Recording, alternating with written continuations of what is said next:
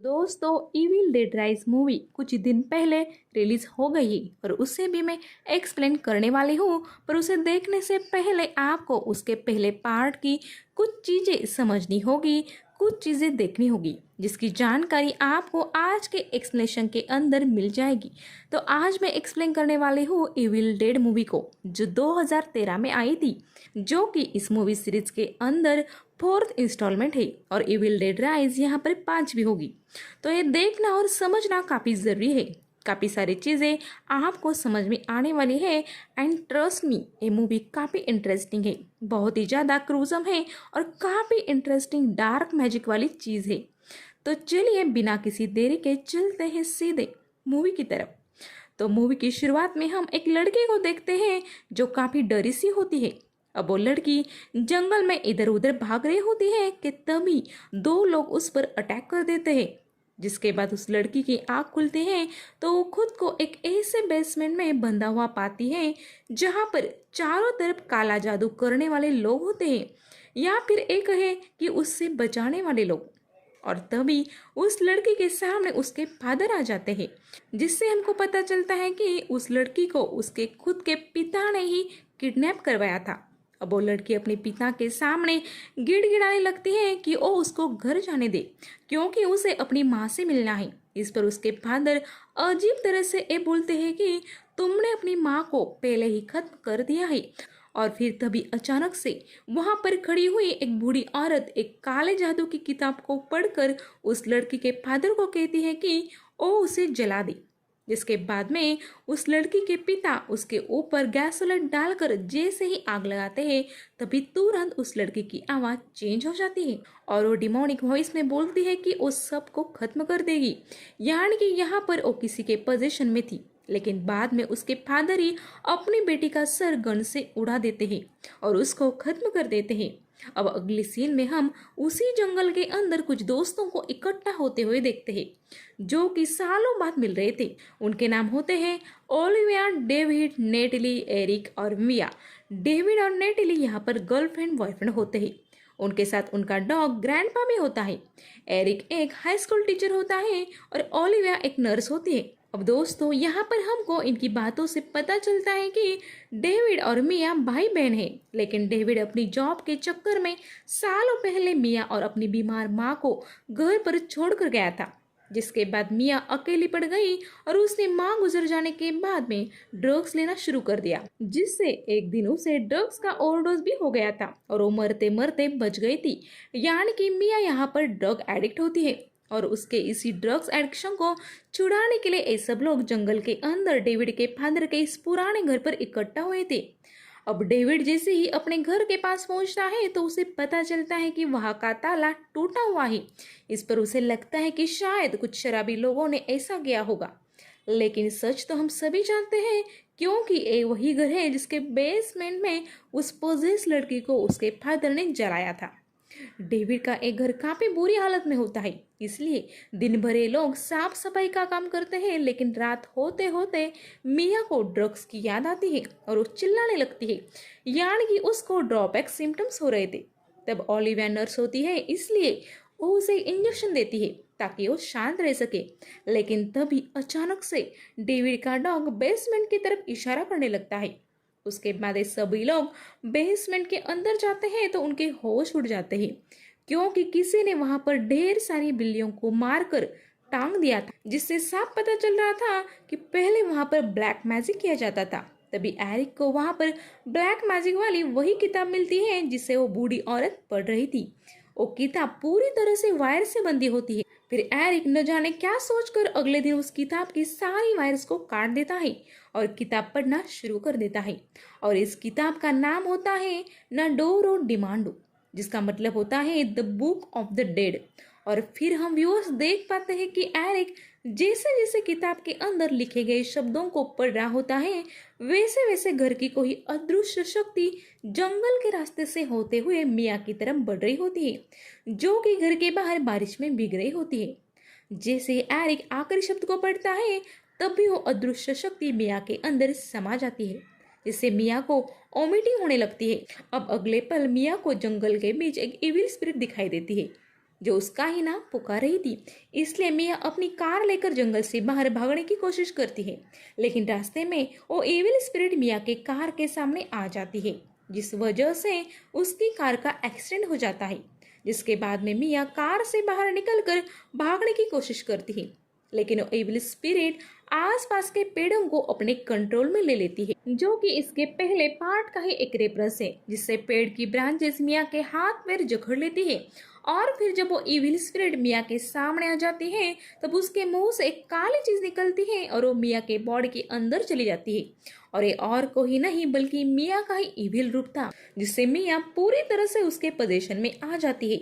अब थोड़ी देर बाद डेविड और उसके सारे दोस्त मिया को ढूंढते हुए उसी पेड़ के पास पहुंच जाते हैं, लेकिन मिया अब आजाद थी और वो चुपचाप बैठी हुई थी, यानी कि उसके आसपास कोई भी पेड़ की ब्रांचेस नहीं थी और उसे किसी ने जकड़ा हुआ भी नहीं था। इसलिए अब डेविड उसे घर लेकर आता है, जहां पर वो सबको अपने साथ हुए हादसे के बारे में बोलती है, लेकिन कोई भी उसके ऊपर यकीन नहीं करता। इस पर ओलिया बोलती है कि मिया झूठ बोल रही है ताकि वो यहाँ से बाहर निकलकर ड्रग्स ले सके, क्योंकि मैंने मेरे मेडिकल करियर के अंदर बहुत से ऐसे पेशेंट्स देखे हैं जो ड्रग्स लेने के लिए ऐसे छोटे मोटे झूठ बोलते रहते हैं।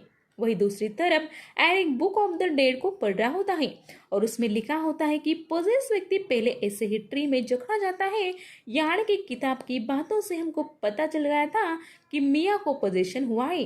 मीनवाइल डेविड जब केबिन से बाहर जाता है तो वो बिल्कुल शॉक हो जाता है, क्योंकि किसी ने उसके डॉग को बड़ी बेरहमी से मार दिया था। और फिर उसे जैसे ही रियलाइज होता है कि एक काम मिया ने ही अपने पागलपन में किया है, तो वो उसे बात करने चला जाता है। लेकिन घर में पहुंचकर उसे बहुत बड़ा धक्का लगता है, क्योंकि मिया ने जानबूझ के शॉवर के हॉट वाटर से अपने आप को ही जला दिया था। इसलिए अब डेविड तुरंत ही मिया को लेकर अपनी कार से ही हॉस्पिटल जाने के लिए निकलता है, लेकिन बहुत तेज बारिश होने की वजह से शहर जाने का एक लौता रास्ता पानी में डूब चुका था। इसलिए ना चाहते हुए भी डेविड को घर लौटना पड़ता है। और फिर यहीं पर हम मिया को इविल स्माइल देते हुए देखते हैं। जिसके बाद जब डेविड मिया को घर लेकर आता है, तब ओलिविया उसे सेडेटिव का हाई डोज देकर सुलाती है और सभी बाकी लोग मिया के बारे में डिस्कशन करने लगते हैं। और तभी अचानक से मिया वहां पर गन लेकर आती है और डेविड को शूट कर देती है, पर लकीली गोली डेविड के बाजू को छूकर निकल जाती है। और फिर मिया डेमोनिक वॉइस के साथ ये बोलती है कि आज रात वो सबको खत्म कर देगी। जिसके बाद मिया अचानक से बेहोश हो जाती है और मौका पाकर ओलिविया उस गन को उठाने जाती है, लेकिन मिया अचानक से जाग जाती है और ओलिविया के ऊपर चढ़कर खून की उल्टी कर देती है। जिसके बाद ओलिविया अपने बचाव में मिया को बेसमेंट में धक्का दे देती है और फिर एरिक तुरंत ही बेसमेंट का डोर लॉक कर लेता है। इसके बाद ओलिविया बाथरूम में जाकर खुद को साफ करने के बाद में मिया के लिए और एक सेडेटिव का हाई डोज तैयार कर रही थी। तभी हम व्यूअर्स देख पाते हैं कि सामने मिरर के अंदर ओलिविया का फेस डिमोनिक स्माइल दे रहा था, यानी कि अब ओलिविया भी उस इविल स्पिरिट से पोजेस होना शुरू हो चुकी थी। और जब भी कोई यहाँ पर पोजेस होने वाला होता है तो उसका ही डॉपलगैंगर होता है और उसको दिखता है, और अगले ही पल ओलिविया पूरी तरह से पोजेस होकर अपने ही फेस को नाइफ से काटने लगते। और इस चीज के बारे में बुक ऑफ द डेड में भी लिखा हुआ था, यानी कि पोजेस व्यक्ति के साथ वही सब हो रहा था जो उस किताब में लिखा था, जैसे ट्री से जकड़ा जाना, गर्म पानी से खुद को जलाना और फिर नाइफ से अपना ही फेस काटना। अब काफी देर तक ओलिविया बाथरूम से बाहर नहीं आती। तब एरिक उसे चेक करने के लिए जाता है, तब पोजेस हुई ओलिविया उसे धक्का देकर मारने लगती है। तब एरिक ओलिविया को धक्का देकर उसको खत्म कर देता है। तब एरिक अपने बचाव के चक्कर में काफी ज्यादा घायल हो चुका था। तब डेविड उसे घर के पास वाले केबिन में लेकर जाता है, जहां पर ट्रीटमेंट का सारा सामान रखा हुआ था। जहां पर एरिक डेविड से बोलता है कि उसने उस ब्लैक मैजिक वाली बुक को खोल के बहुत बड़ी गलती की है, क्योंकि उसके अंदर डेविल को बुलाने के लिए जो शब्द लिखे हुए थे उन सब को मैंने पढ़ा है, जिस वजह से ये सब हो रहा है। लेकिन यहाँ पर डेविड काफी घबराया हुआ था, इसलिए वो एरिक की बातों पर ज्यादा ध्यान नहीं देता और वो नेटेली को बोलता है कि वो घर जाकर एरिक के लिए पानी लेकर आए। इसके बाद में नेटेली जब घर जाती है तब पोजेस हुई मिया ट्रिक करके नेटेली को बेसमेंट के अंदर बुला लेती है और फिर उस पर हमला करके उसके एक हाथ को काट देती है। इनफैक्ट वो खुद की जीभ को भी काटती है, जो कि बहुत ही सिग्नेचर मूव है डीमंस का। और फिर जबरदस्ती नेटली के साथ किस करने लगती है, लेकिन फिर तभी लकीली डेविड वहां आ जाता है और नेटली को बचा लेता है और मिया को बेसमेंट के अंदर लॉक कर लेता है। अब हमें एरिक को दिखाया जाता है, जो उसी किताब को जलाने की कोशिश करता है, पर उस किताब के ऊपर आग का कोई भी असर नहीं होता। ये देखकर डेविड को भी यकीन हो जाता है कि ये सब उसी ब्लैक मैजिक वाली किताब से हो रहा है। और सबसे बड़ी बात यह है कि ये जो किताब है और उसके जो पन्ने होते हैं ना, वो इंसानी चमड़ी से बने हुए होते हैं और उस पर जो शब्द लिखे हुए हैं वो इंसानी खून से लिखे हैं। तो यहाँ पर आप समझ सकते हैं कि कितनी खतरनाक किताब है, कितने ह्यूमन सेक्रीफाइस के बाद इसे बनाया गया है। एरिक डेविड को बताता है कि किताब के हिसाब से वो लोग जिस इविल स्पिरिट का सामना कर रहे हैं, उसका काम असल में लोगों की आत्मा के ऊपर कब्जा करना होता है। और एक बार उसने 5 आदमियों की आत्मा के ऊपर कब्जा कर लिया तो आसमान से खून की बारिश होगी और फिर नर्क का दरवाजा खुलेगा और फिर वहां से एबोमिनेशन धरती पर आ जाएगा।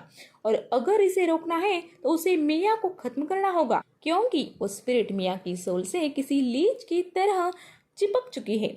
वही दूसरी तरफ हम नेटेली को देखते हैं, जिसके हाथ पर मिया के काटने का असर शुरू हो चुका था, यानी कि एक इन्फेक्शन था। अब नेटेली खुद को बचाने के लिए अपने ही हाथ को काट देती है, क्योंकि यहाँ पर नेटेली समझ चुकी थी कि जब तक उसके अंदर इविल स्पिरिट का कोई भी अंश रहेगा तब तक वो ठीक नहीं हो सकती। तब हाथ काटने के बाद नेटेली को थोड़ा आराम मिलता है। उसके बाद डेविड और एरिक वहां आ जाते हैं और नेटली के कटे हुए हाथ की मलहम पट्टी करवा देते हैं। अब एरिक उस ब्लैक मैजिक वाली किताब को पढ़कर बताता है कि इविल स्पिरिट को खत्म करने के 3 तरीके हैं, जिनमें से पहला तरीका है कि जिस व्यक्ति को इविल स्पिरिट ने पजेस किया है उसको जिंदा जला दिया जाए, जैसा कि शुरुआत में दिखाया गया था, या फिर जिंदा दफना दिया जाए, या फिर उसके बॉडी के टुकड़े टुकड़े कर दिए जाए। और यही वजह थी कि मूवी के शुरुआत में पिता ने अपनी ही बेटी को जिंदा जला दिया, क्योंकि वो वैसा नहीं करते तो उनकी बेटी एक एक को खत्म कर देती, जैसे कि उसने अपनी माँ को किया था। और उसको भी इसी इविल स्पिरिट ने पजेस किया होगा और किसी ने किताब को पढ़ा होगा। अब ये लोग सारी बातें कर रहे होते हैं, तभी वहां पर पजेस हालत में नेटली आती है, जो एरिक और डेविड पर हमला कर देती है, यानी कि हाथ काटने का भी कोई फायदा नहीं हुआ था। इसके अंदर एरिक काफी घायल हो जाता है, लेकिन तभी डेविड अपनी ही गर्लफ्रेंड नेटेली को गन से खत्म कर देता है। डेविड अब फैसला करता है कि वो पूरे घर को आग लगा देगा, ताकि घर के बेसमेंट में कैद मिया भी घर के साथ खत्म हो जाए। इसलिए अब डेविड एरिक को बाहर कार में बिठाकर खुद घर के अंदर जाकर गैसोलीन डालता है, लेकिन तभी उसे अचानक से मिया की आवाज सुनाई देती है और वो वही गाना गा रही थी जो उनकी माँ बचपन में उन दोनों के लिए गाया करती थी।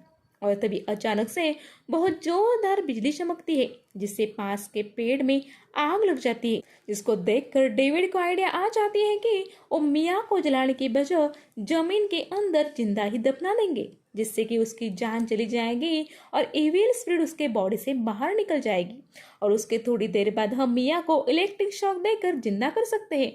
इसलिए अब डेविड घर के अंदर मौजूद बैटरी वगैरह की व्यवस्था करके घर के बाहर एक बहुत बड़ा गड्ढा खोदता है और फिर वो मिया को लेने जाता है। तब मिया उस पर हमला करके जैसे ही डेविड को मारने वाली होती है, तभी एरिक बीच में आ जाता है, जिस वजह से उसे काफी ज्यादा चोट आ जाती है। इतने में ही डेविड मौका देखकर मिया को सेडेक्टिव का इंजेक्शन लगाता है, जिसकी वजह से वो बेहोश हो जाती है। वही दूसरी तरफ एरिक एकदम अधमरा हो गया था, इसलिए वो डेविड को तुरंत वहां से जाने के लिए बोलता है, क्योंकि अब मिया की वजह से वो भी थोड़ी देर में पजेस होने वाला था। पर डेविड किताब में लिखे हुए सभी रूल्स को फॉलो करते हुए मिया को दफनाने लगता है। ये सब करते हुए उसे काफी दिक्कतें आती है, क्योंकि मिया के अंदर की स्पिरिट उसे पास्ट की नेगेटिव बातें बोलकर उसे डिस्टर्ब करने की कोशिश करती है। पर डेविड उसकी एक नहीं सुनता और उसे जमीन में दफना देता है। इसके थोड़ी देर बाद जब मिया की जान चली जाती है, तब डेविड मिया को गड्ढे से बाहर निकालता है और इलेक्ट्रिक शॉक देता है और प्लान के मुताबिक इलेक्ट्रिक शॉक काम कर जाता है और मिया की जान बच जाती है। अब डेविड मिया को बाहर रुकने बोलकर खुद कार की चाबी लेने के लिए अंदर जाता है, पर तभी पजेस हुआ एरिक डेविड पर हमला करता है। तब डेविड मिया की जान बचाने के लिए घर का डोर अंदर से लॉक करके आग लगा देता है, जिससे पूरा घर जल जाता है और साथ में डेविड और एरिक भी जलकर खत्म हो जाते हैं। लेकिन कहानी अभी खत्म नहीं हुई है, क्योंकि डेविड के मरते ही 5 लोगों की मौत पूरी हो गई थी। यानी कि नेटेली खत्म हो गई, एरिक खत्म हो गया, डेविड खत्म हो गया, ओलिया भी खत्म हो गई और टेक्निकली देखा जाए तो यहाँ पर मिया भी खत्म हो गई थी। यानी कि 5 लोगों की मौत यहाँ पर हो गई थी। आई मीन्स डीमंस के अकॉर्डिंग तो ये सही था, इसलिए आसमान से ब्लड की बारिश होने लगती है और नर्क का दरवाजा खुल जाता है, जिसके अंदर से एबोमिनेशन बाहर आती है और ये और कोई नहीं बल्कि मिया का ही एक इविल रूप था, जो मिया के ऊपर ही हमला करके उसको खत्म करने की कोशिश करती है। और इस हमले में मिया अपना एक हाथ भी खो देती है, लेकिन आखिर में मिया हिम्मत दिखाती है और एबोमिनेशन के 2 टुकड़े कर देती है और एबोमिनेशन के सर को भी उड़ा देती है। तब हम व्यूअर्स देख पाते हैं कि एबोमिनेशन की बॉडी फिर से नर्क के अंदर चली जाती है और फिर उगते सूरज की किरणों के साथ मिया जंगल से बाहर जाती। लेकिन दोस्तों, यहाँ पर ट्विस्ट ये होता है और मिया भी इस बात से अनजान थी कि यहाँ पर वो किताब अभी भी बिल्कुल सही सलामत हालत में है और उस जलते हुए घर के बाहर वो पड़ी हुई होती है। यानी कि वहाँ पर इसके बाद जो कोई आएगा और उसने उस किताब को पढ़ लिया तो ये फिर से शुरू होगा। लेकिन ऐसा क्यों है, इसके बारे में हमको पोस्ट क्रेडिट सीन के अंदर जानकारी दी जाती है। पोस्ट क्रेडिट सीन में हमें किसी की आवाज़ सुनाई देती है, जो ये बोलते हैं कि उसे किसी खंडर से एक ऐसी किताब मिली है जो प्राचीन और संस्कृत के परंपराओं और अंतिम संस्कार की जानकारी देती है। और इस किताब का नाम होता है नाडोरो डिमांडो, जो किताब हमको शुरुआत में दिखाई गई थी और इसका मतलब है बुक ऑफ द डेड, यानी कि मौत की किताब। और ये वो किताब है जिसको हमने पूरी मूवी के अंदर देखा है। यहाँ पर एक प्रोफेसर होते हैं जो बताते हैं कि एक किताब इंसान की चमड़ी से बनी है और इसे लिखने के लिए इंसानी खून का इस्तेमाल किया गया है। यानी कि इसको लिखने में इतने सैक्रिफाइस दिए गए हैं और इस किताब के अंदर शैतान को आज़ाद कराने का जिक्र किया गया है। इसके अलावा इसके अंदर ऐसे कई इविल शक्तियों का जिक्र किया गया है जो कि जंगलों में घूमती है और इंसानों के घरों के अंदर रहती है। और सबसे जरूरी बात यह है कि कभी भी इन शैतानों की मौत नहीं होती, इसलिए इस किताब के अंदर लिखे गए शब्दों को पढ़कर उन्हें फिर से जिंदा किया जा सकता है, जैसा कि इस पूरी मूवी के अंदर हुआ था। यानी कि ये पहली बार नहीं था, जो भी इस किताब के शब्दों को पढ़ेगा वो इविल स्पिरिट फिर से आएगी। और इसके बाद में प्रोफेसर बोलते हैं कि उन्हें यकीन है कि उन्होंने इस किताब के जरिए जिस इविल शक्ति को मुक्त किया है उसे मारने जरूर आएगा। और तभी हमें उस प्रोफेसर का फेस दिखाया जाता है, जो कोई और नहीं बल्कि 1981 वाला ऐश विलियम्स है, जो कि थोड़ा सा बूढ़ा हो गया है और इसी सीन पर इविल डेड खत्म हो जाती है। तो दोस्तों, ये थी evil dead 4th part movie की कहानी, जो कि रीमेक है 1981 वाली फिल्म या फिर री इमेजिनेशन। और इविल डेड राइज देखने से पहले ये पार्ट देखना जरूरी था, क्योंकि आपको समझ में आना चाहिए था कि किताब क्या है और एबोमिनेशन इविल स्पिरिट क्या है, वो कैसे काम करती है और उसे पढ़ने से क्या क्या होता है। ये चीजें आपको समझ में आ गई होगी तो आप इजीली प्रिपेयर हो गए हो अगला पार्ट इविल डेड राइज देखने के लिए।